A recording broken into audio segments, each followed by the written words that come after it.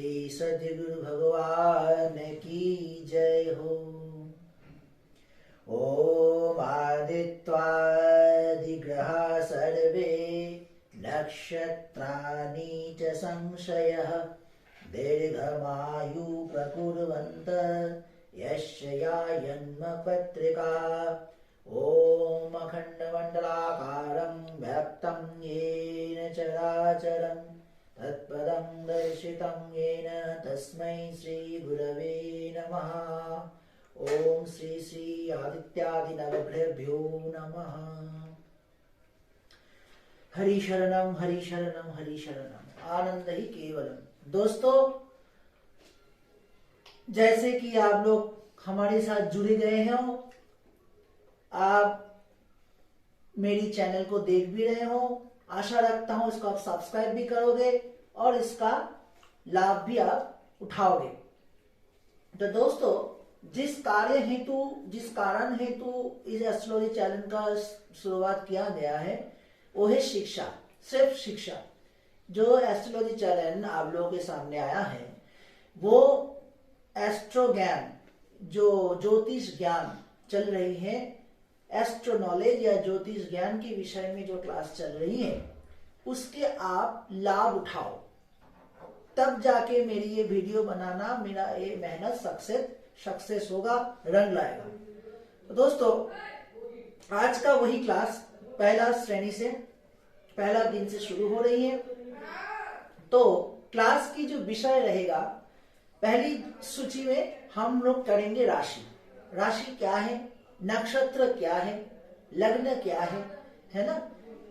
छोटा सा ज्ञान ज्योतिष के पहले लें, क्योंकि पहले हम अगर आदित्यादि नवग्रहों को ना जानते हैं एवं राशि के बारे में नहीं जानते एवं नक्षत्रादि के विचारों के में नहीं जानते, उनका फलाफल कैसा होता है, योग कैसे बनती है, इस सब विषय में अगर नहीं जानते तो आगे हम चल नहीं पाएंगे। जैसे स्वरवर्ण व्यंजन वर्ण सीखने से ही आप शब्दों को व्यवहार कर सकते हो, शब्दों को लिख पढ़ सकते हो, वैसे ही नवग्रहों का ज्ञान, राशियों का ज्ञान, नक्षत्रों की ज्ञान से ही आप आगे चल के ज्योतिष के विषय में जान पाओगे। इससे अधिक है कुछ व्यक्ति, या इसमें कुछ ज्यादा व्यक्ति हो या जरूरत से ज्यादा कोई व्यक्ति ज्योतिष के बारे में कुछ जानकारी रखते हैं, और बाकी का जो 70% है उसका जानकारी नॉलेज कम होती है ज्योतिष के विषय में। वो तो सिर्फ जानते ज्योतिष है, बस इतना तक। एस्ट्रोलॉजी एक छाक होती है, 12 घर होती है, उसमें ऐसे यह राहु बैठा हुआ, केतु बैठा, यह ग्रह ना हो, ग्रह बैठा, तो कैसे बैठे, कहां से आए, किस तरह से बैठ गए, बैठने से क्या इसका फलाफल होगा, तो इसके विषय में जानकारी नहीं रहता। तो इस विषय में जानकारी के लिए संसारी व्यक्ति भी इस ज्योतिष क्लास के साथ जुड़ सकते हो और इसका लाभ उठा सकते हो। तो जैसे कि दोस्तों, हम लोग ज्योतिष के विषय में थोड़ी थोड़ी जानकारी है, जैसे कि 9 ग्रह होती है, 12 घर होती है उसकी, और 27 नक्षत्र आदि ऐसे होती है। अब उसका क्या फलादेश होगा, उसका क्या विचार होगा, और वो कैसे वहां पे कुंडली में आके बैठ गए, इसको जानना जरूरी है। तो चलते हैं हम थोड़ा विज्ञान की ओर। विज्ञान क्या कहती है? हमारी जो विज्ञान है, यानी हमारी जो ऋषि परंपरा की विज्ञान है, वो बहुत साल, सैकड़ों साल से चली आ रही है भारत भूमि में। यानी ज्योतिर्विद आर्यभट्ट से इस ज्योतिष ज्ञान की शुरुआत हुई। इससे पहले भी ऋषि भृगु संहिता में, पराशर संहिता में बहुत सारे उल्लेख आए हैं ज्योतिष ज्ञान के विषय में। पाश्चात्य ज्योतिष हमारी ये भारत सनातन ज्योतिष के ऊपर बेसी है। फिलहाल तो ये लोग राहु और केतु की फलादेश और इसको अस्तित्व को मानते नहीं है, परंतु भारतीय ज्योतिष में क्रूर ग्रहों राहु और केतु की विशेष फलादेश और उसकी स्थिति अवस्थिति भी माना जाता है। तो जैसे कि विज्ञान, भारतीय जो ज्योतिष का जो विज्ञान है, इसको पहले जानना है। मैंने पिछले दिन कह दिया था ज्योतिष का अर्थ, अब आ रहा हूं ज्योतिष के अंदर की विषय में, जो 9 ग्रहों और आजकल का जो पाश्चात्य ज्योतिष जिसे यूरेनस, नेपच्यून, प्लूटो एवं वोल्केनो नाम से विहित करते हैं, जानकारी देते हैं, हमारे ऋषियों ने बहुत साल पहले, बहुत करोड़ों साल पहले उसका नामकरण करके दिया था। जैसे इंद्र, यम, है ना, रुद्र, ऐसे नाम करके यूरेनस, नेपच्यून, प्लूटो का भी नामकरण कर दिया था। परंतु पाश्चात्य ज्योतिष में वो अभी जानकारी हो रही है कि यूरेनस, नेपच्यून, प्लूटो, वोल्केनो नाम का भी ग्रह अभी है। तो फिलहाल हम ज्योतिष में, जो सनातन ज्योतिष में विषय में पढ़ेंगे। पहले आती है दोस्तों 9 ग्रहों। जैसे कि आप जानते हो, हम लोग जिस सूर्यमंडल में रहते हैं उसकी प्राण पुरुष है सूर्य नारायण यानी आदित्य। ये आदित्य बीचों बीच बैठा है और इसमें उसके 9 ग्रहों उसकी चारों चतुर्पाश में एक ऑर्बिट में, एक कक्ष में की और घूम रही है। जैसे पृथ्वी के बाद बुध, फिर मैंने थोड़ा गलत बोल दिया, सूर्य के बाद बुध, फिर पृथ्वी, फिर धीरे धीरे आके मंगल, बृहस्पति, ऐसे करते करते शनि, यूरेनस, नेपच्यून, प्लूटो आदि 9 ग्रह आदि, उसके बाद जो ग्रह है वो सब घूम रही है सूर्य की चारों। तो अब ये कहां से आ गई? जैसे कि जो स्पेस है यानी महाकाश है, महाकाश में बहुत सारे गैलेक्सी यानी आकाश गंगा है, और जो आकाश गंगा स्थित है वो महाकाश में ही है, महाकाश के बाहर नहीं है। और महाकाश का कितना बड़ा है ये तो कोई ना जान पाए, ये तो सुनील है, व्याप्त, ये तो एक अखंड है, इसका ना कोई नाप है ना कोई परिधि है। तो जिस विषय में बातचीत हो रही थी कि वो जो गैलेक्सी आकाशगंगा बहुत सारे हैं, जिसमें ऐसी हमारी सूर्य की भांति बहुत सारे ज्योतिष्क उस आकाशगंगा में है, स्थित है। और उस आकाशगंगा में जो प्राण पुरुष जैसे ज्योतिष्क है, जैसे हमारी ज्योतिष्क मंडल है सूर्यमंडल, हम लोग सूर्यमंडल के वासी हैं, और सूर्यमंडल के बीच में ही पृथ्वी का वास है।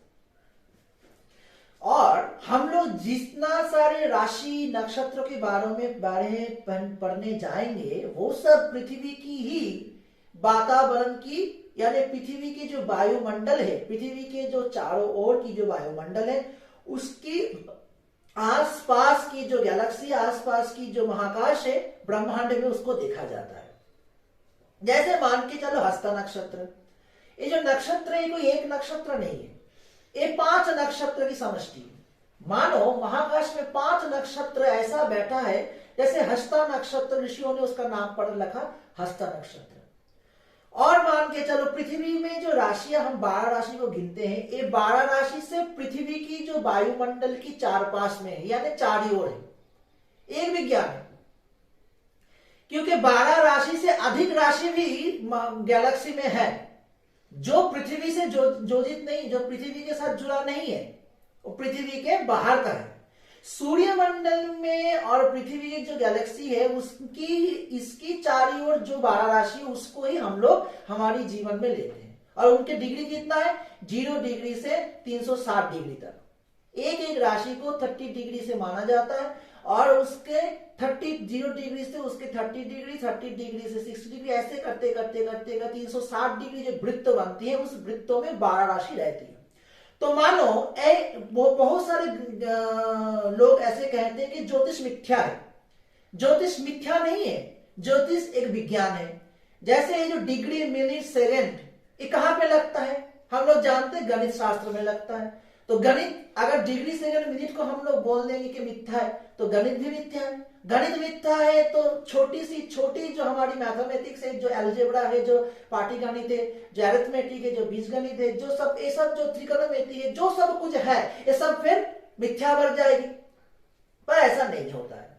हमारे जो शास्त्र है ये पूरा ही एक फलित ज्योतिष है, फलित ज्ञान है, फलित विज्ञान है। जैसे मान के चलो, जो पहला राशि आती है मेष राशि, तो मेष राशि का कैसा दिखना होता है? पृथ्वी की वायुमंडल की जो महाकाश है, वहां पे जो मेष राशि, वो 0 डिग्री से 30 डिग्री से उसका व्यास उतना तक ही है, उससे ना ज्यादा, उससे ना कम। तो 0 डिग्री 30 डिग्री में जो है वो मेष राशि बहुत सारे नक्षत्रों राशि के साथ जुड़ा हुआ है, जैसे मेष की भांति दिख रही है। वो व्यष्टि है, कोई एक नक्षत्र की समष्टि नहीं है, एक ज्योतिष की समष्टि नहीं है, वो बहुत सारी नक्षत्रों की समष्टि है और उसे एक राशि का नाम दिया है। ऐसे ऐसे जो 12 राशि है, 12 राशि के अपने अपने नाम ऐसे ही सृष्टि हुआ कि कोई भी किसी का नाम ऐसे बुला दिया राम श्याम जदू मधु, ऐसा नहीं है। सबके पीछे कारण है, यानी जैसा जिसका रूप वैसा उसका नाम, जैसा जिसका प्रकृति वैसा उसका नाम। सिंह राशि, सिंह राशि को भी आसमान में जैसे दिखा जाता है, अगर खाली यानी हमारी जो स्थूल चक्षु से उसको नहीं देख पाएंगे, अगर हम किसी दूरबीन यंत्र से उसको देखें जिससे नापा जा सकता है, तो उस यंत्र से अगर हम लोग देखेंगे तो हम लोग को भली भांति ज्ञान हो जाएगी कि जो 12 राशि कैसे दिखते हैं। तो पहला राशि होती है मेष। हम लोग पहले 12 राशि को ज्ञान करते हैं। पहला राशि कौन होती है? ये हो गया मेष राशि। मेष के बाद आती है वृष। वृष कैसा? महाकाश में ठीक 30 डिग्री 60 डिग्री एंगल में दिखा जाता है कि वृष की भांति यानी सांड की भांति एक राशि चक्र है, उसे नाम दिया गया वृष राशि। फिर आती है मिथुन। मिथुन अर्थ है कि कामव्रता, यानी ऐसी राशि का चक्र बना है महाकाश में जैसे दिखा जाता है कोई पुरुष और नारी संगम व्रत है ना, उसका नाम पड़ गया मिथुन। फिर आता है मेष, वृष, मिथुन, फिर कर्कट। कर्कट यानी क्या? जैसे एक कर्कट की भांति जैसे दिखता है ना, तो कैंसर बोलते हैं उसके इंग्लिश में, है ना, तो उसके भांति जैसे दिखते हैं महाकाश में, तो उसका नाम पड़ गया कर्कट। फिर आ गया सिंह। सिंह के हमने पहले ही उसका परिचित कर दिया। लियो, जिसका सिंह की भांति उसको दिखा जाता है। फिर आती है कन्या। जैसे मान चलो एक ऐसी उसका छाया है, ऐसी उसका अवयव है, ऐसी उसकी प्रकृति, ऐसी उसकी रूप रेखा बना है महाकाश में, जैसे मान के चलो कोई कन्या ऐसी खड़ी है, तो उसका नाम पड़ गया कन्या राशि। तो एक नक्षत्र की समष्टि नहीं है, बहुत सारी ज्योतिष, बहुत सारे नक्षत्र से बना हुआ वो राशि है। ऐसे धीरे धीरे धीरे धीरे करते हुए नक्षत्र के बारे में हम लोग बाद में जानेंगे। 27 नक्षत्र के जो पृथ्वी से जुड़े हैं। उसके बाद आते हैं कन्या। कन्या के बाद आ रहे तुला। तुला का भी ऐसे बैलेंस चक्र जैसे बनता है, जैसे कोई बैलेंस करके कोई नक्षत्र ऐसे है जैसे कोई तुला यंत्र जैसा दिखता है ना। तो ये हो गया तुला। फिर आता है वृश्चिक और फिर आती है धनु।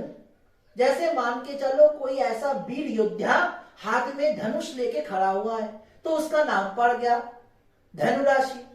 ऐसे फिर आता है मकर। मकर के बाद आती है कुंभ। जैसे कोई कन्या कुंभ हाथ में लेके खड़ा हुआ हो। फिर आती है मीन। मीन को एकदम परिष्कार भांति दिखा जाता है, मत्स्य की रूप जैसे, मत्स्य की रूप की रेखा से उसे नाम पड़ गया मीन। तो ये 12 राशि ही महाकाश में है जो पृथ्वी के ही पास है, और बाकी तो बहुत सैकड़ों करोड़ों है, वो तो हमारी सूर्यमंडल में नहीं है, वो सूर्यमंडल के बाद का जो आकाश गंगा है उसमें होगा। उसका जानकारी हम लोगों को अभी मिला नहीं है। तो हम लोग भूमंडल के अधिवासी है, सूर्यमंडल में जो हम लोग वास करते, हम लोग का जो ऋषि परंपरा जितना ज्ञान हम लोगों को दिया है, उस ज्ञान से उस ब्रह्मर्षि ऋषि जो वेद दृष्टा थी, जो ब्रह्म दृष्टा थी, उन ऋषियों को उनको इसका ज्ञान था, तो उन लोगों ने हमें ये विद्या परंपरा से दिए हुए। तो इसके बाद हम आएंगे 9 ग्रहों के विषय में। 9 ग्रहों के विषय में क्या है? इस राशि का 9 ग्रहों अधिपति होता है। जैसे मान के चलो पहला ग्रह है सूर्य, उसके बाद होता है सूर्य। जैसे हम लोग पूजन की विधि से देखेंगे तो पहले होती है सूर्य, फिर होती है सोम, पर ऐसा नहीं है। नवग्रह में जो सूर्य की जो मंडल है, सूर्य की जो परिवार है, सूर्य परिवार में पहला सूर्य की बाद में आता है छोटा सा ग्रह, उसका नाम होता है बुध। बुध के बाद आती है पृथ्वी, है ना। तो ऐसे उसके बाद मंगल, फिर उसके बाद बृहस्पति, ऐसे ऐसे करते करते यूरेनस, नेपच्यून, प्लूटो तक चलता है। परंतु हमारी जो परंपरा से पूजा जिसको पूजन से हमें देखा जाता है, जैसे कि मानो नवग्रह है, जैसे हम लोग पूजा करते ओम सूर्याय स्वाहा, ओम सोमाय स्वाहा, ओम मंगलाय स्वाहा, बुधाय स्वाहा, बृहस्पताय स्वाहा, ओम शुक्राय स्वाहा, शनेश्वराय स्वाहा, राहवे स्वाहा, केतवे स्वाहा, ऐसे पढ़ते हैं। तो ये इसका सिलेबस है, इसका क्रम है। और कितना ग्रह है? फिर इसके बाद आता है न्यूरनस, इंद्र, फिर आती है नेपच्यून, वरुण, जम, है ना, और प्लूटो तक। तो यूरेनस यानी इंद्र, वरुण, जम और प्लूटो, ये तीनों यानी उनका जो इंग्लिश नाम है, उनका जो पाश्चात्य नाम है यूरेनस, नेपच्यून, प्लूटो, यहाँ पे आ गई इंद्र, वरुण, यम। तो ये हो गया ग्रहों के विचार। और क्या है? और 27 नक्षत्र। 27 नक्षत्र में 27 नक्षत्र जो है वो पृथ्वी से जुड़ी है, इसीलिए और इसके पास दिखा जाता है। पृथ्वी, हम जो जिस अस्तित्व में हम रहते हैं, पृथ्वी एक अस्तित्वशाली ग्रह है जिसमें प्राण की संचार है। बाकी कई ग्रहों में प्राण नहीं देखा जाता, पृथ्वी में देखा जाता है। तो पृथ्वी के सराउंडिंग, पृथ्वी के जो चारों ओर जितने ग्रहों हैं, उसके साथ साथ जो नक्षत्र है उनको हम लोग लिए हैं और उसका 27 भाग है। 27 ही लिया जाता है, उससे ज्यादा नहीं। अभी 27 में उन लोगों का भी अपने अपने परिवार है। जैसे हस्त नक्षत्र के बारे में अभी मैं बोला, 5 नक्षत्र लेके हस्त नक्षत्र का सृष्टि होती है, यानी हस्त नक्षत्र का परिवार है। ऐसे 27 नक्षत्र के अंदर कितने सारे सब नक्षत्र है, यानी सब स्टार है ना, उसके लॉर्ड्स है। वो तो बहुत सारे विषयों की बात है, तो हम लोग छोटी छोटी करके पहले जो विषय है उन लोगों को उनसे जुड़ेंगे। तो आज की जो विषय हम करेंगे, एक बोर्ड होता तो अच्छा होता ना। तो पहले हम लिखेंगे, अगर कॉपी है तो कॉपी में लिख लो। जैसे कि 27 नक्षत्र है, 27 नक्षत्रों का जो माइलस्टोन है, 27 नक्षत्रों को जो परिधि है, वो पृथ्वी के वायुमंडल के बाहर ही दिखते हैं। तो हमारी जीवनचर्या से वो 27 नक्षत्रों को लिया गया है। उससे अधिक अगणित करोड़ों करोड़ों करोड़ों नक्षत्र महाकाश में है, पर वो हमारी पृथ्वी के साथ जुड़े नहीं है, इसीलिए उनका फलित हम लोगों के ऊपर आता नहीं है ना। जैसे मान लो चंद्रमा आकाश में है, चंद्रमा की प्रभाव से पृथ्वी में गंगा या नदी में ज्वार और भाटा होती है, यानी पानी पूर्णिमा के समय ऊपर उठता है, उसका जल स्फीति होती है, और जब अमावस्या आती है तब जल निम्न स्तर जाती है, यानी भाटा कहलाती है। तो अगर चंद्रमा की प्रभाव से पृथ्वी में जुड़ा हुआ जितने नदियां हैं उनके ऊपर ऐसी प्रभाव हो सकती है, तो साधारण इंसान के ऊपर क्या, इंसान के ऊपर भी ग्रहों और नक्षत्र का भी तो प्रभाव हो सकती है। जैसे कोई मान लो कोई एक आतश कांच लुकिंग ग्लास को लेके सूर्य के सामने ऐसे रख दी और उससे नीचे कोई सूखा पत्ता रख दिया, क्या होगा? सूर्य की रश्मि उस शीशे के ऊपर आएगा और नीचे तुरंत वहां पे अग्नि संयोग हो जाएंगे। जितना समय गर्म होता चलेगा उतना समय से धीरे धीरे धीरे धीरे सूखी पत्ती में आग लग जाएगी। तो ऐसा अगर हो सकता है तो मानो आबोहवा, परिवेश, इन्वायरमेंट जैसा बना है ग्रहों का, वैसा फिर मनुष्य जीवन में कैसे क्यों नहीं फलित हो सकती है? तो मनुष्य जीवन में भी ग्रहों और नक्षत्र की प्रभाव है और भारी प्रकार की है। हम लोग जैसे मान के चलो कोई काम करते हैं, उसके पूर्व जन्म से कोई ना कोई संपर्क रहता है। जैसे आज की छोटी कोई बच्चे में कोई अच्छा संस्कार है तो मान के चलो उनके जो पूर्व का जो जन्म था उसकी जन्म में वो उतने ही समृद्धशाली संस्कारशाली परिवार में जना था, उसका आधा अधूरा चीज उनमें आ गया है।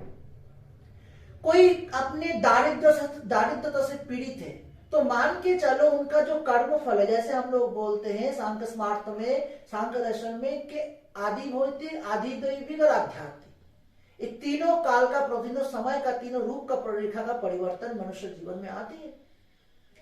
जैसे पूर्व जन्म में कोई किसी को ऐसा कष्ट दिया, अर्थ के लिए खुद का इतना संचय किया, दूसरे को बांटा नहीं, तो इस दुनिया में उसको अर्थ के लिए कष्ट भुगतना पड़ता है।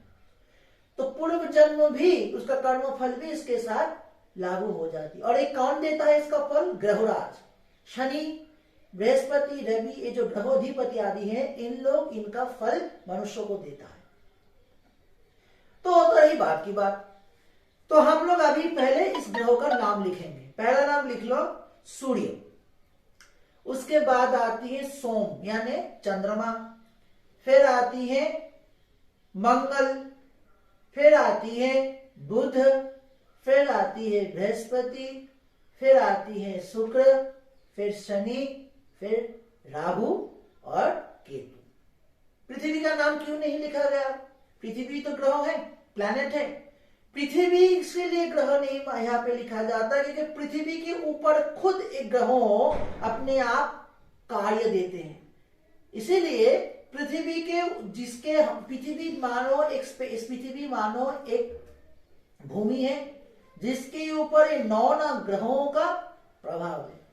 और लिखो Uranus, Neptune, Pluto, Indra, Varuna, Yama, ये भी जुड़े हुए हैं। इंद्र, वरुण, यम। तो इनका ये हो गया ग्रहों का नाम और ये पृथ्वी के ऊपर कार्य करता है। अब 12 राशि का नाम लिख लो। पहला राशि होती है मेष, फिर आती है वृष, फिर आती है मिथुन, मेष, वृष, मिथुन, फिर आती है कर्कट, फिर आती है सिंह, फिर कन्या, फिर आती है तुला, फिर आती है वृश्चिक, फिर आता है धनु राशि, फिर आता है धनु के बाद आती है मकर, फिर आती है कुंभ, फिर आती है शेष एवं द्वादशतम राशि मीन। तो ये हो गया 12 राशि का परिचय। तो दोस्तों आज के लिए इतना ही, बाकी हम जुड़ेंगे हमारी नेक्स्ट वीडियो में। आज के लिए थोड़ा सा टोटका बता देते हैं। आज की टोटका क्या रहेगा? आज का टोटका है दोस्तों, जैसे कि मानो घर में अभी किसी के घर में छोटी छोटी चींटी, लाल चींटी बहुत आ रही है, तो लाल चींटी का बहुत खतरनाक प्रभाव पड़ता है। अगर लाल चींटी घर में पश्चिम की दिशा में घुस रही है तो मानो आपकी जीवन में बहुत बड़ा अर्थ का घाटा होने वाला है। और वही लाल चींटी अगर मुंह में छोटी छोटी अंडा लेके घर में घुस रही है, सफेद सफेद अंडा लेके, तो मानना आपके जीवन में थोड़ी सी बरकत होगी। और दक्षिण दिशा में अगर लाल चींटी घर में आ रही है तो मानना घर पे कोई मृत्यु का योग बन रही है, किसी का मृत्यु का योग बन रही है। और दोस्तों इनके लिए आप उपाय करने के लिए क्या कर सकते हो? इन चींटियों को जल्द से जल्द घर से निकालने की कोशिश करो और हो सके तो चींटियों को अपने आप तरीके से खाना दो और गैया का सेवा करो, तो आपके जो जो जो जो खराब चीज है, जो मंद भाग्य है, वो आपसे टल जाएगा। तो दोस्तों आज के लिए इतना ही, बाकी के साथ जुड़ा रहे। नेक्स्ट वीडियो के साथ आते हैं। सर्वे भवन्तु सुखिना, सर्वे सन्तु निरामयः, सर्वे भद्राणि पश्यन्तु, मा कश्चित् दुःखभाग् भवेत्। ओम शांति, ओम शांति, ओम शांति।